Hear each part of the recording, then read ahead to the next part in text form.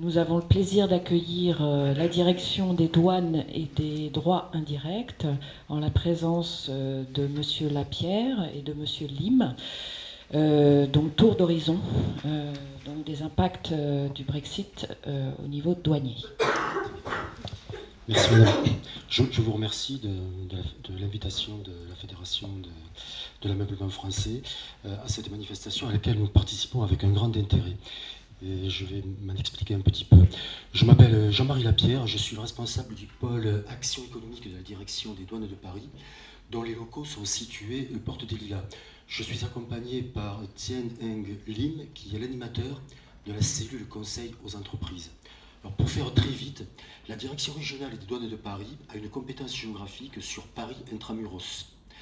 Elle est composée de deux grands pôles, un pôle contrôle, auquel ceux d'entre vous qui réalisent des opérations de commerce extérieur ont peut-être été confrontés.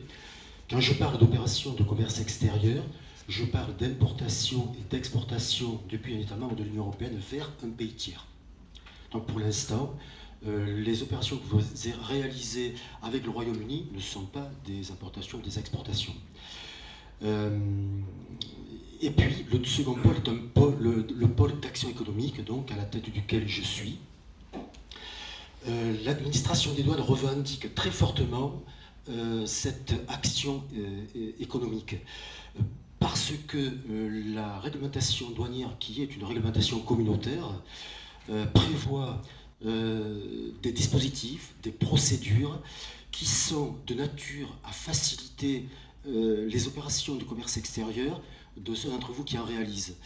À cet égard, vous avez en face de vous une brochure qui contient une vingtaine de plaquettes qui expliquent quelles sont les différentes procédures auxquelles vous pouvez recourir pour faciliter vos opérations de commerce extérieur.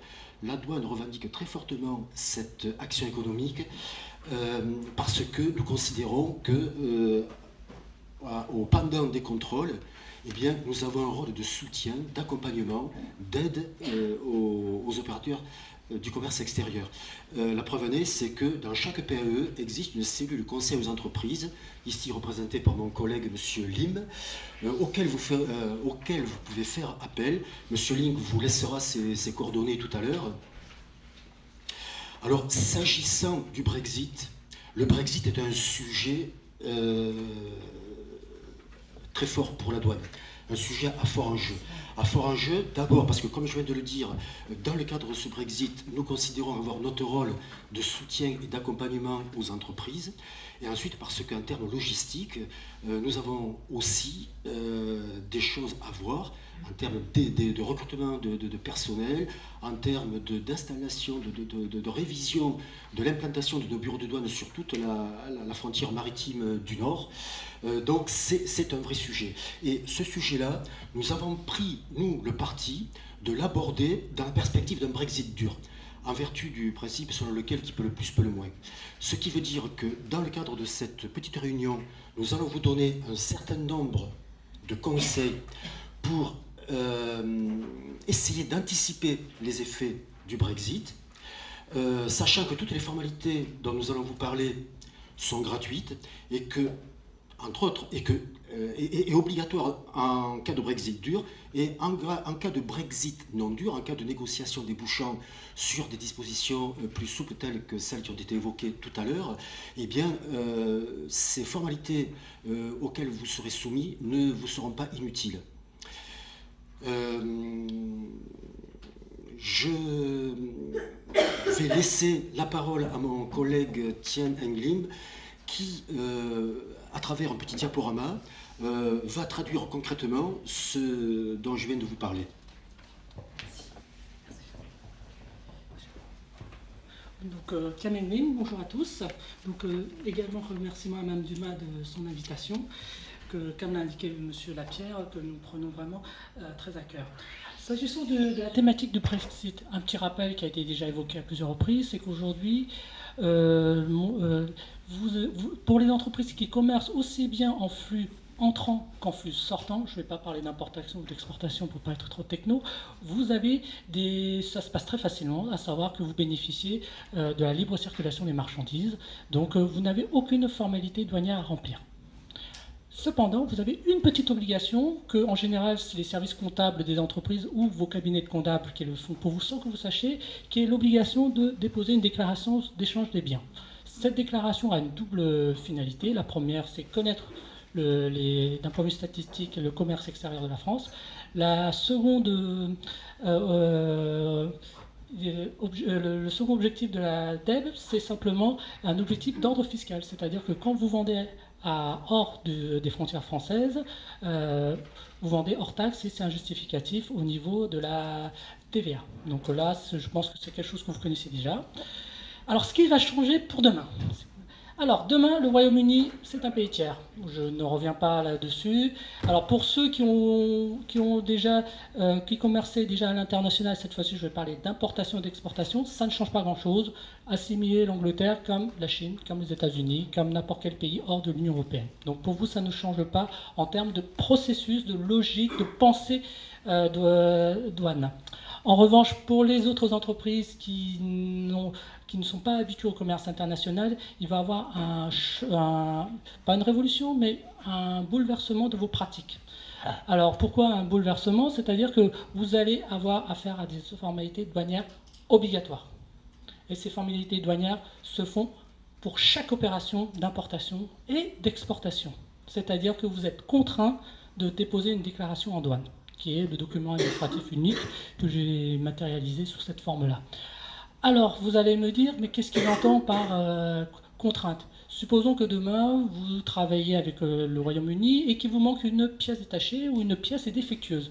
Vous l'envoyez en urgence, parce qu'il y a des impératifs de délai, par le biais de la poste à votre client anglais. Eh bien, cet envoi par le biais de la poste, est une exportation. Donc, vous voyez, ça change complètement la philosophie de pensée. Donc, qui dit exportation, dit justificatif fiscal à conserver, dit intégration dans votre compta, dit archivage de documents pour justifier de la vente hors taxe. Vous voyez, par ce petit exemple, je vais vous montrer que vraiment, ça a un impact dans votre vie de tous les jours. Et ce n'est pas une plaisanterie, parce que monsieur évoquait que le commerce en ligne, vous êtes pleinement impacté. Non, mais ça, c'est vous êtes en train de débattre, c'est sûr. Donc, après les 2 ans. Alors, après, je reviendrai après les délais. Mais c'est pour vous dire que si demain, vous commercez à l'international hors Royaume-Uni, mais vous commercez à l'international, par exemple, la Serbie n'est pas l'Union européenne, donc pays tiers, vous avez un client en Serbie, c'est ce type de contrainte que vous aurez à faire. D'accord? C'est pour vous montrer le changement de processus dans vos fonctions internes. Alors, les options possibles, comme l'a indiqué M. Lapierre, nous sommes, l'administration des douanes, dans une logique du pire. Parce que notre directeur général l'a encore rappelé à chaque fois qu'il intervient auprès des organisations professionnelles, notamment auprès du MEDEF, mais également des chambres de commerce et d'industrie, nous préférons vous indiquer, prévoyez le pire, d'autant plus que nos formalités douanières à nous, en préalable, beaucoup sont gratuites. Comme ça, elles ne sont pas non plus limitées dans le temps. Donc dès lors que vous les avez obtenues pour la phase pré-Brexit, vous pouvez les conserver. Il n'y a pas de révocation, sauf cas particulier. Donc en général, autant les avoir dès maintenant, vous y préparez, et si vous n'en avez pas besoin, vous avez déjà les autorisations. Donc pour la période transitoire, peu importe 2019, 2020 ou 2021, et je ne sais quoi d'autre, vous les aurez. Comme ça, au moins, vous êtes en adéquation avec la réglementation douanière d'un point de vue formalité préalable. D'accord? Donc, comme il est indiqué, je n'y reviens pas dessus, s'il y a une deal, s'il y a un accord, rien ne change pour vous jusqu'à la fin de la période transitoire. Donc, vous travaillez comme encore aujourd'hui. D'accord? Alors, ce qui est certain, donc vous avez compris dans notre intervention, c'est que cela va impacter toutes les fonctions de votre entreprise. Donc, les fonctions de direction, les fonctions de politique commerciale, les fonctions de logistique et de production, les fonctions administratives et financières. Donc, on ne revient pas sur ces points-là, mais pensez qu'il faut que maintenant, vous pensiez à apprendre à penser douane. Pourquoi? Parce que si vous n'anticipez pas les formalités douanières, comme je l'ai indiqué, c'est une perte d'argent, c'est une perte de temps, donc une perte de compétitivité pour vos entreprises à l'international. Alors, j'ai également indiqué l'importance du support informatique. Pourquoi? Ah ben, il faut savoir qu'avec l'entrée du CDU, toutes les formalités douanières, toutes les déclarations sont dématérialisées. C'est-à-dire que la règle, c'est que tout passe par des flux informatiques. L'exception, c'est la bonne vieille déclaration en papier. Mais ça, c'est vraiment dans des cas limitatifs qui sont prévus par réglementation. Donc cela suppose deux choses pour vous, c'est-à-dire soit passer par un bon prestataire informatique, soit internaliser pour la fonction douane. Alors sur ce point-là, je vous laisserai l'arbitrage au sein de vos entreprises, selon leur capacité. Est-ce qu'il est mieux d'externaliser cette problématique douanière auprès d'un prestataire informatique ou l'internaliser? À ce sujet-là, je voudrais vous apporter une petite précision. Une déclaration en douane, comme celle que vous avez vue tout à l'heure avec les cases vertes, ça n'est malheureusement pas une déclaration d'échange de biens, ça n'est pas non plus une déclaration des revenus. Je veux dire par là que ça ne se remplit pas aussi facilement. Les intervenantes précédentes ont parlé de codes, de numéros de tarifs. Il faut savoir que le tarif des douanes est un document qui liste quelque chose comme 15 millions de marchandises. Chacun de ces 15 millions de marchandises a son code spécifique.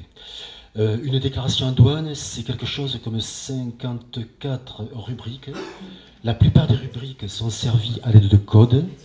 Ces codes font référence à des réglementations spécifiques.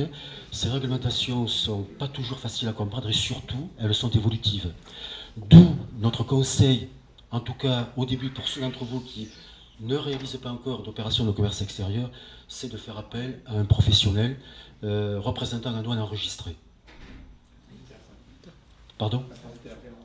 Oui. Alors, la dénomination Code des douanes de l'Union, c'est représentant en douane enregistré. Maintenant, ils sont connus sous les vocables de transitaire, de commissionnaire en douane, effectivement, sachant que là aussi, vous trouvez des prestataires qui prennent en charge l'intégralité de la chaîne logistique, c'est-à-dire la déclaration en douane, le dépôt de la déclaration, le transport. Voilà. Pour votre information, pardon pour le petit aparté, l'ameublement français a contracté avec justement un transitaire, un partenaire douane. D'accord. Voilà, qui se met à la disposition. Pardon, qui se met à la disposition des entreprises de l'ameublement français si besoin, et très probablement on sera amené à travailler, à le faire travailler dans l'option d'une sortie Brexit comme ci ou comme ça. Le fait d'avoir contracté avec lui permet aussi d'avoir, je dirais, une négociation agréable de ces tarifs d'intervention. Donc on sera amené à en reparler. N'hésitez pas à nous consulter dans un prochain temps. Alors, si vous voulez bien, j'en étais donc à vous parler de l'importance d'anticiper la matière douanière. L'administration des douanes, justement, offre des services d'accompagnement sur l'accompagnement douanier. Justement, oui, les pochettes. Oui, je réévoquerai les pochettes, mais si vous voulez, ce qui m'importait, c'est que M. Lapierre, vous évoquez le fameux code douanier. Il faut savoir que nous avons des procédures en interne. Il faut vous adresser à notre direction générale pour identifier le code douanier du marchandise adéquat. Ça prend un peu de temps, il faut l'anticiper. Même chose, il faut que vous anticipez des éléments comme des procédures douanières particulières selon le flux logistique. Parce que quand on parle de la matière douanière, et mon chef ira dans mon sens, c'est qu'il n'y a pas que des logiques d'importation ou d'exportation. Vous pouvez avoir d'autres procédures douanières auxquelles vous n'y pensez pas, telles que des procédures de perfectionnement actif, de perfectionnement passif. Vous avez également des procédures d'exportation temporaire ou d'importation temporaire. Vous allez me dire, mais pourquoi il me parle de ces éléments? Je vous donne tout de suite un exemple assez simple à comprendre. Aujourd'hui, vous participez à des salons professionnels d'ameublement, j'imagine, en Angleterre. J'imagine. Vous envoyez vos marchandises, grâce au principe de la libre circulation, ça passe la frontière sans aucun contrôle. Demain, c'est fini.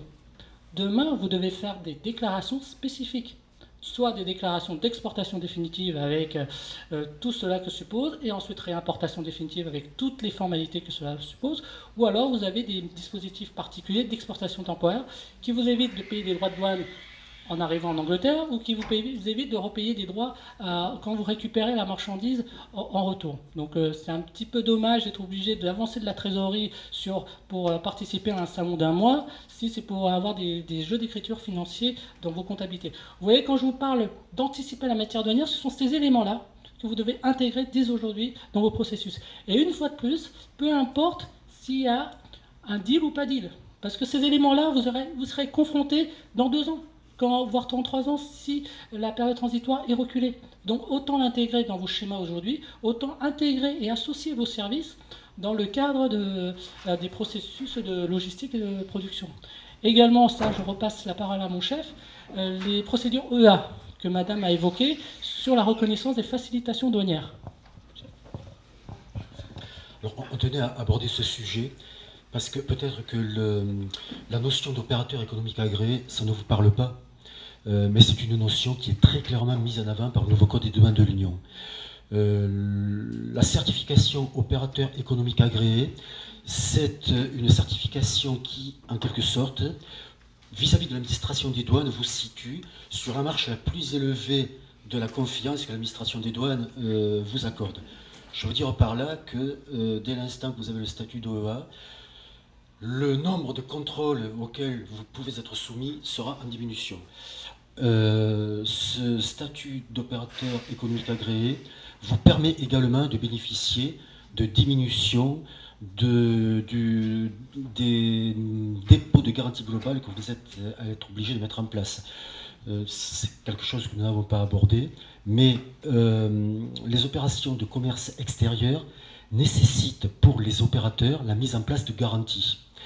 Les opérateurs peuvent être dispensés de mettre en place ces garanties si leur commissionnaire en douane, leur représentant en douane enregistré acceptent de garantir pour leur compte leurs opérations.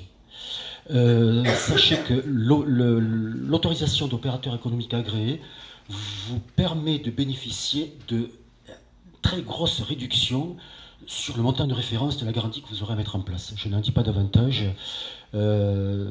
Cette autorisation d'opérateur économique agréé nécessite un audit préalable qui sera réalisé par des auditeurs douaniers qui ont été formés pour cela. Ça prend un petit peu de temps parce que l'autorisation d'opérateur économique agréé comporte plusieurs volets. Un volet simplification douanière, un volet sûreté et sécurité, et puis ce que nous appelons le full qui intègre les 2 volets. Ça signifie que certaines sociétés vont devoir revoir tout leur processus de contrôle, d'organisation, ce qui peut prendre du temps, mais qui au final est très satisfaisant pour elles parce que certains processus de sécurité leur permettent de prendre conscience de choses auxquelles elles n'avaient pas pensé. Je ne m'étendrai pas davantage là-dessus. Si vous souhaitez avoir davantage d'informations sur ce point-là, n'hésitez pas à prendre contact avec Monsieur Lim qui, au besoin, vous orientera vers nos auditeurs les mieux à même de vous renseigner sur ce point-là. Voilà, donc je vais très rapidement passer sur comment déposer une déclaration en douane. Donc il y a, comme je vous l'ai indiqué, des formalités que vous pouvez anticiper dès aujourd'hui. Donc j'imagine que toutes les entreprises ont un numéro SIRET. Le numéro de SIRET de vos établissements permet d'obtenir un numéro qu'on appelle EORI. Ce numéro est un numéro d'identification obligatoire pour toutes les sociétés travaillant à l'international. Donc demain, pour l'Angleterre, vous en aurez besoin. Donc pour les entreprises qui travaillent déjà à l'international, ils l'ont déjà, mais pour celles qui ne vont se mettre sur le marché international, demandez-le parce qu'il n'y a rien de plus désagréable, je le dis parce que par expérience, M. Lapierre également l'a déjà vu, d'avoir une entreprise qui cherche à exporter une marchandise en urgence parce qu'il y a une commande passée la veille à minuit, qui prépare tout, qui trouve le bon commissionnaire en douane, qui est prêt à l'envoyer en fret express à tout va vers le client et se retrouve « Ah, on ne peut pas exposer votre marchandise. » Pourquoi ? Parce que vous n'êtes pas identifié dans le registre douanier. Alors vous allez me dire, encore une fois de plus, c'est la France. Non. Ce numéro EORI est une obligation communautaire. C'est-à-dire que grâce à ce numéro EORI, vous pouvez aussi bien dédouaner vos marchandises en France, ce qu'on voudrait, mais également c'est un numéro unique qui vous permet de dédouaner, si vous avez besoin, depuis la Pologne. Donc c'est un numéro unique rattaché à chaque établissement d'une société et qui est valable au sein de l'Union européenne. Donc pensez-y, c'est une demande relativement simple, on vous l'attribue très rapidement, vous l'avez, et comme ça, demain, si vous avez des besoins urgents, vous l'avez déjà, je dirais, dans votre kit d'exportation propre à votre société. Parce que c'est vraiment d'expérience que je vous dis ça. On a beaucoup d'entreprises qui ne maîtrisent pas les règles douanières et ne comprennent pas qu'il y ait une formalité relativement simple qui est ce numéro déroulé. De toute façon, on ne pourra pas débloquer la marchandise sans que vous ayez cette identification. C'est obligatoire. Ensuite, le dédouanement, et comme je l'ai indiqué, je ne fais que répéter ce que j'ai dit, il est entièrement dématérialisé, et il est dématérialisé, j'insiste bien, c'est une réglementation communautaire dématérialisée dans tous les États membres de l'Union. En France, c'est la procédure Delta, c'est-à-dire dédouanement en ligne et traitement automatisé. Vous avez le Delta G qui est le fret général, vous avez le Delta X qui est le fret express. Donc l'avantage de la dématérialisation, c'est que vous imaginez, c'est une accessibilité 7 jours sur 7, 24 heures sur 24. Et ça vous permet également, et ça c'est très intéressant pour des entreprises qui travaillent à l'international et qui maîtrisent leur flux, d'anticiper les exportations ou les importations. Je m'explique, c'est-à-dire que vous avez la possibilité de faire des déclarations anticipées à 30 jours, en disant, théoriquement, je devrais envoyer une marchandise dans 15 jours, je prépare déjà la commande, je prépare déjà ma déclaration en douane, s'il y a des ajustements à faire, je le ferai à la dernière minute, et s'il n'y en a pas, je n'ai plus qu'à appuyer sur le bouton validé, et ça part de la déclaration, et ça fait partie des éléments de facilité. Alors, comment déposer une déclaration en douane? Donc, il y a deux manières. Donc, soit la première manière, vous vous faites aider par un prestataire, donc le terme, on va dire, actuel juridique, c'est représentant en douane enregistré, mais vous entendez également des termes de transitaire, de commissionnaire en douane, ça c'est, on va dire, pour l'ancien monde, et vous pouvez également dédouaner par vous-même. Vous n'êtes pas obligé de passer par un prestataire, payer un coût, etc. Mais ça suppose, une fois de plus, une maîtrise de la matière douanière, une maîtrise du support informatique. Et j'attire vraiment votre attention sur ce point-là, parce que derrière, quelle que soit la procédure que vous preniez, dédouanement internalisé ou dédouanement externalisé, vous êtes responsable de l'opération douanière. J'insiste bien, vous ne déléguez en aucun cas, même quand vous passez par un RDE, la responsabilité de l'opération. J'ai pour habitude de dire, c'est comme vous faites vos déclarations de revenus personnels, vous avez beau appeler le meilleur cabinet d'avocats, si ce dernier se trompe, c'est quand même vers vous que l'administration fiscale, mes collègues de la DGFiP, se retourne. Donc c'est vraiment sous votre responsabilité. Ce dernier, en revanche, a un devoir de conseil. Bon, ça, je renvoie au droit des contrats, que mesdames parleront mieux que moi. Voilà. Ensuite, alors, c'est vrai que dans le cadre de cette intervention, ce qui nous importait à mon chef et à moi, c'est de vous indiquer les différentes sources d'informations, surtout pour les sociétés qui n'ont pas l'habitude de la matière douanière. Donc vous avez déjà une série d'informations en ligne, donc vous trouvez cela sur notre site douane.gouv.fr. Vous allez sur la rubrique professionnelle et vous avez des menus déroulants qui vous expliquent dédouaner en France, importer en France, exporter en France. Vous avez également la plateforme des téléprocédures douanières, prodouane.gouv.fr, et je vous invite à créer votre compte. La création d'un compte, c'est comme la création d'une messagerie sur n'importe quel navigateur. Cette création est gratuite. Sur ce point-là, vous allez mettre un mot de passe, un identifiant. Je vous demande, parce que les gens imaginent qu'on vous connaît simplement en mettant un mot de passe et un identifiant. Non, non. Je vous demande de respecter ensuite, et ça on ne peut pas avoir la main parce qu'on ne vous connaît pas tant que vous n'êtes pas rattaché. C'est-à-dire que vous créez votre compte et vous rattachez votre compte, ça veut dire quoi? À votre entreprise. Et là, au moment du rattachement, on sait, l'administration des douanes vous connaît. En général, toujours par expérience, on a des appels en disant « Ah, j'ai créé le compte, mais vous ne me connaissez pas. » Bah non, vous n'avez pas rattaché. Moi, il y a des millions d'entreprises et je ne sais pas laquelle vous êtes. Donc rattachez. Et à post-rattachement, là, l'administration peut vous identifier. Et c'est très important, c'est à partir de là que on parlait d'autorisation. Vous avez une série de demandes que vous pouvez faire directement en ligne. C'est assez confortable depuis chez vous. Vous n'êtes pas systématiquement obligé de vous déplacer au bureau de douane ou à la direction des douanes. Et de toute façon, nous sommes là pour vous guider en tant que besoin. Vous avez donc Info Douane Service qui est le numéro, alors ce que j'appelle le premier niveau d'information. Et enfin, comme a indiqué M. Lapierre, vous avez dans la quarantaine de directions régionales des cellules conseils aux entreprises. Nous, notre compétence, c'est à Paris, donc 75. Mais pour les sociétés qui souhaitent avoir des informations, vous pouvez vous rapprocher des cellules conseils aux entreprises de vos directions. Alors là-dessus, sur ce point-là, je vais indiquer les éléments que je vous ai mis dans notre pochette avec M. Lapierre et moi, à savoir que dans les 2 premiers fascicules qui vous a été remis, vous avez les sources d'information et surtout, ce qui est intéressant pour vous, toutes les PAE, donc toutes les cellules conseillers en entreprise dans le 2e fascicule. Comme ça, vous voyez par rapport à la localisation de votre société. Et on vous a également mis 3 éléments qui peuvent vous intéresser, à savoir le pense-bête des 10 questions à se poser à l'importation et à l'exportation. Ça va vous servir de cert-fil.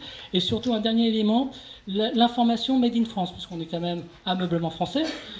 Donc un petit cocorico pour vos productions. Il faut savoir que la douane délivre ce qu'on appelle une information Made in France. C'est-à-dire que c'est une information qui vous permet, au respect de la réglementation douanière française et communautaire, d'indiquer le Made in France. La règle, c'est la suivante, c'est que vous n'êtes pas obligé de mettre du Made in quelque chose. Made in China, Made in America, vous n'êtes pas obligé de le mettre. En revanche, quand vous mettez un Made in quelque chose, vous êtes obligé que ça soit le bon pays. Sinon, c'est tromperie du consommateur. Et s'agissant de l'indication Made in France, ça vous permet, au regard de la réglementation douanière, de savoir si vous respectez ce Made in France. Attention, ce n'est pas un label.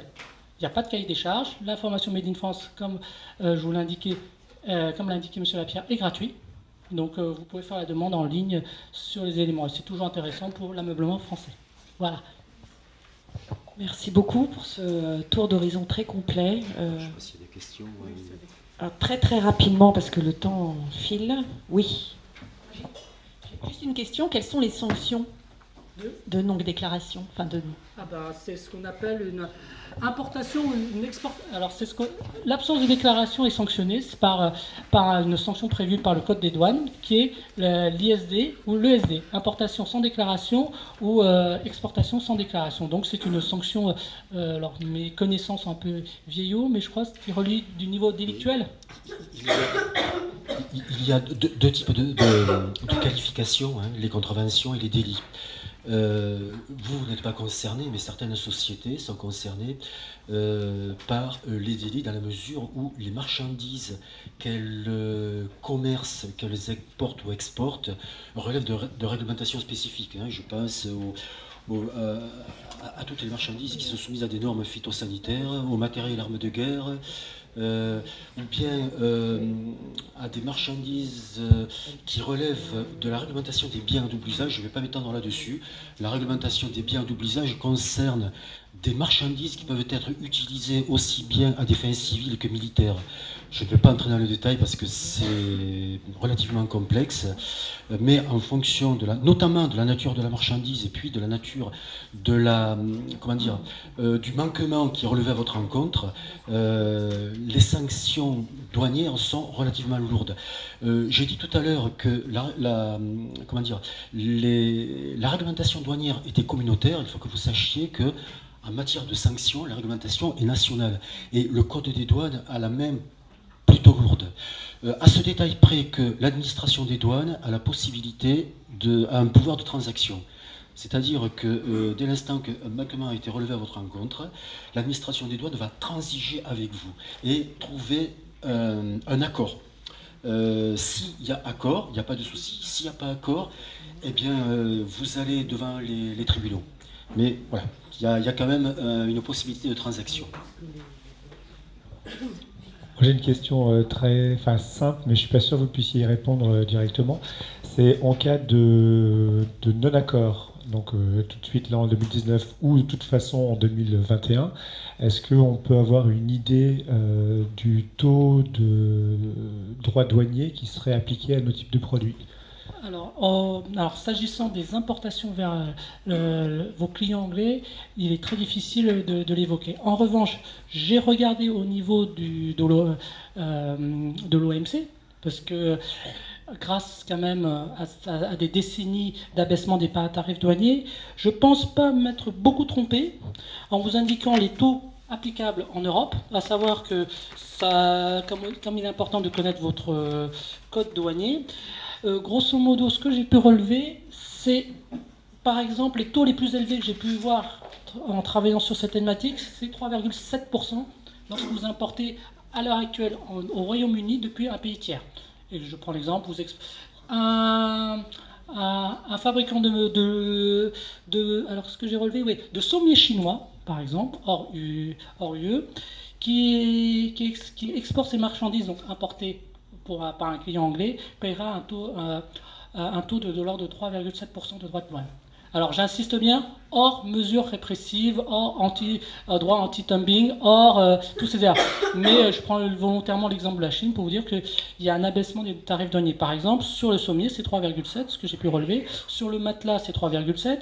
Alors, c'est un peu techno, mais alors j'ai pris un truc un petit peu amusant. Meubles et éléments de caisson faits à la main, c'est 2,7. Ça, ce sont volontairement, je suis entré un peu dans la technicité pour vous montrer que dans chacune de vos marchandises correspond un code douanier. Et il est important, dans ce que je vous ai dit dans l'anticipation, de le maîtriser. Et par exemple, sur les sièges avec bâtis en bois rembourrés, ça vous connaissez ça sans doute mieux que moi, c'est 0%, ou sur des cercueils en bois, c'est de l'ordre de 0%. Donc voilà, c'est pour vous montrer qu'à chaque... Alors, je ne pourrais pas vous dire les commodes et autres, mais c'est pour vous montrer qu'à chaque type de vos marchandises correspond une réglementation et un tarif douanier. Est-ce qu'on pourrait avoir du coup, Emmanuel, a posteriori, est-ce que tu pourrais du coup nous donner un lien, si ces messieurs peuvent le donner, du site sur lequel on peut aller en fonction du code douanier de nos produits, retrouver ce genre d'informations? Pas de difficulté, d'autant plus que vous pouvez déjà le noter aujourd'hui, c'est assez simple. Hein. C'est un joli prénom qui s'appelle Rita, et c'est l'encyclopédie Rita. Donc c'est l'encyclopédie douanier, c'est assez facile d'utilisation et vous avez des mots-clés de recherche qui vous envoient sur les tarifs. Donc une fois de plus, nous vous aidons à minima, mais au final la responsabilité repose sur vous. Attention, que les choses se calment en matière de conseil. Voilà. Merci beaucoup. On passerait, pardon. Oui, je vous en prie. Un dernier mot. Préciser la question de monsieur très rapidement. Oui, je vous en prie. À l'état actuel, les incertitudes qui pèsent sur le résultat des négociations font qu'on n'est pas en mesure de dire ce qui va se passer dans 2-3 ans. Mais comme l'a évoqué madame, me semble-t-il, tout à l'heure, s'il y a un accord de libre-échange, un accord de type de celui qui est avec les pays de l'AELE, comme la Suisse, l'Islande, eh bien, il n'y aura pas ou très peu de droits de douane. Mais à l'état actuel, voilà. Il y aura toujours les formalités. Ça, c'est indépendant. Sur votre déclaration en douane, à la rubrique droits de douane, il y aura 0, mais voilà. Merci.